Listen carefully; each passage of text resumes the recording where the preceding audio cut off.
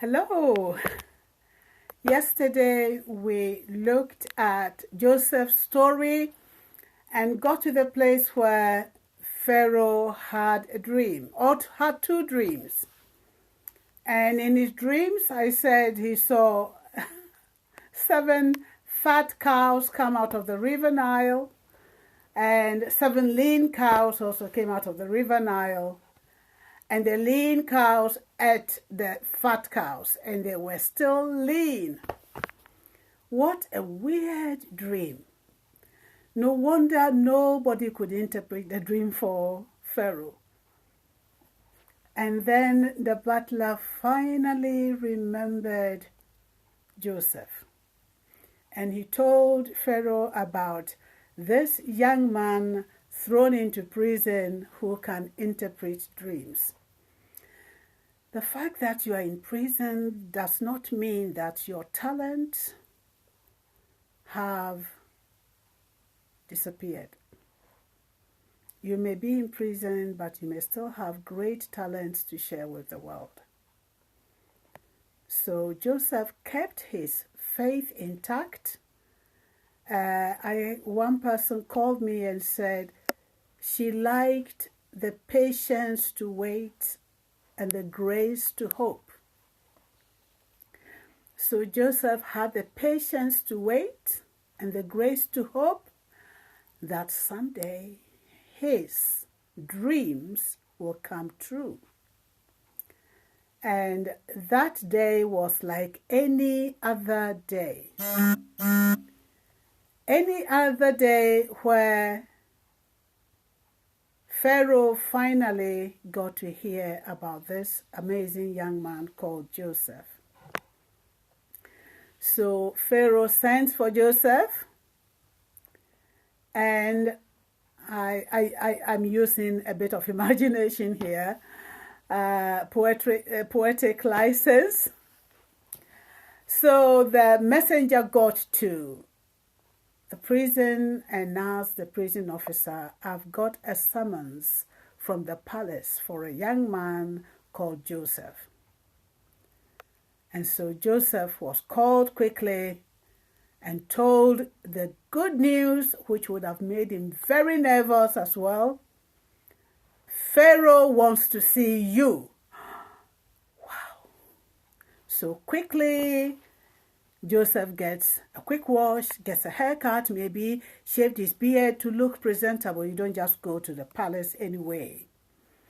Okay. So today I thought I would maybe dress up a bit as though I was accompanying Joseph to Pharaoh's court. Well, Joseph was taken to Pharaoh's court, and Joseph gets to meet Pharaoh face to face. Then Pharaoh says to Joseph, I hear you interpret dreams. And this is the dream I had. I hope you can interpret it for me. And Joseph said something. Joseph said, I may not be able to interpret your dreams, but God will interpret Pharaoh's dreams for his peace. So Pharaoh will have peace of mind when he knows what the interpretation of his dream is about.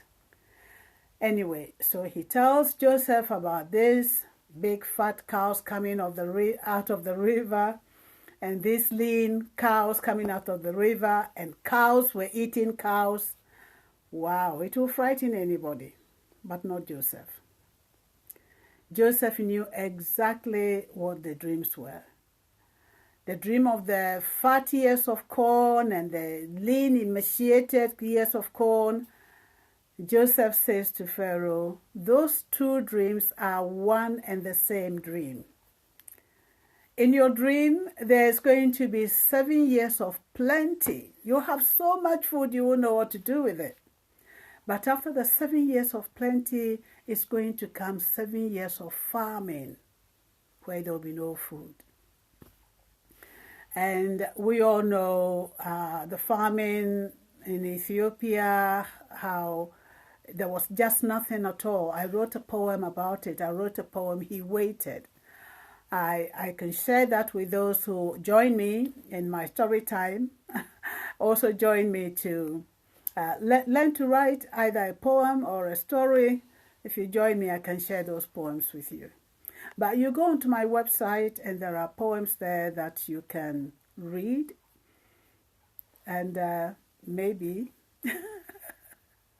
order if you want. Anyway, so there were 7 years of plenty and 7 years of famine coming.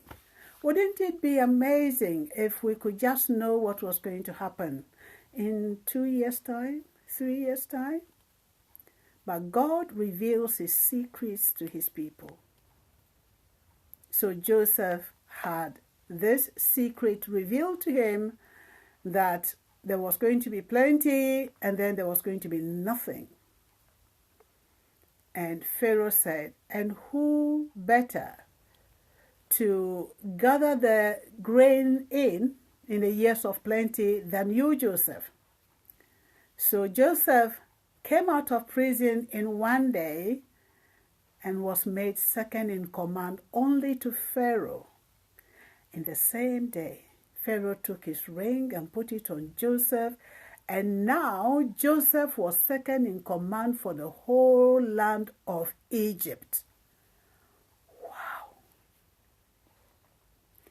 And because he had Pharaoh's ring on his finger, everybody had to bow to him, even Potiphar and his wife. Only God can change things in such a dramatic way. So it seemed as if Joseph's dream had died. He went from one trouble to another trouble to where it seemed as if there is no way anybody was going to bow to him. And now a whole nation is bowing. To who? Joseph. I will continue this tomorrow, and then we see how the administrative knowledge of Joseph comes into play. The same administrative knowledge and skills that he used in Potiphar's house, that he used in prison. Wow. It's coming to play in that nation, the whole nation. So whatever talent it is you have, whatever, hobby, even sometimes it's a hobby. And then if you keep practicing it, as a servant or as a prisoner, it will become handy one day, and the whole nation will expect you to do that. I love Joseph's story. Really love that story.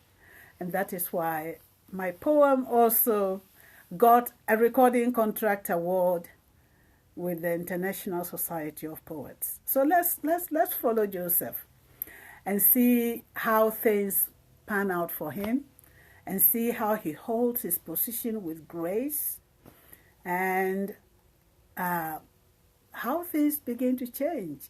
And we see Joseph's reaction.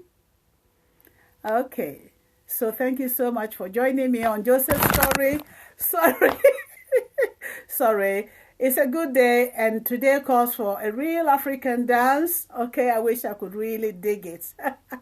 Joseph is free, he's free, he's free. He's now second in command only to the Pharaoh. Yee!